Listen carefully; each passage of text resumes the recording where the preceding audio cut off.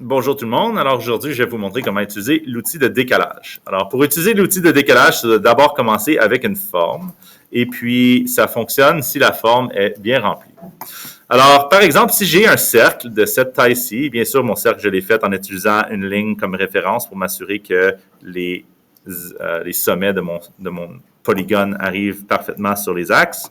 Donc, si j'ai, par exemple, une forme de cette taille-là, et puis j'ai besoin de créer cette forme-là en 3 dimensions, donc j'ai besoin de lui donner l'épaisseur d'un mur, par exemple. Donc là, qu'est-ce que je vais faire? C'est que je vais littéralement cliquer sur mon objet, et puis je peux agrandir mon objet comme ceci.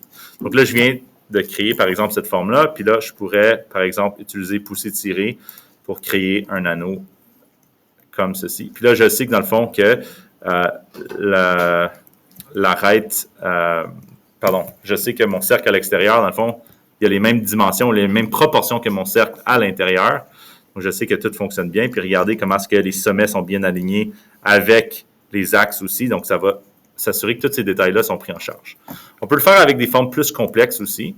Par exemple, je pourrais effacer ça puis le faire avec des polygones.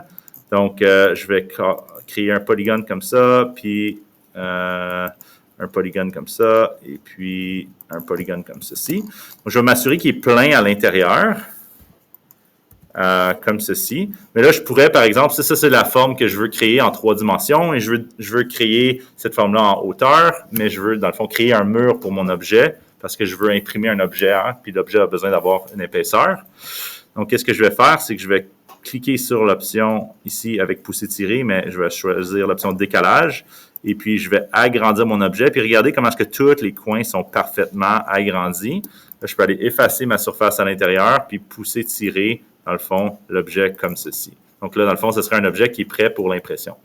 Donc, l'outil décalage me permet de faire ça. Il me permet de créer des objets en 3 dimensions plus facilement, sans avoir à tout mesurer les parois.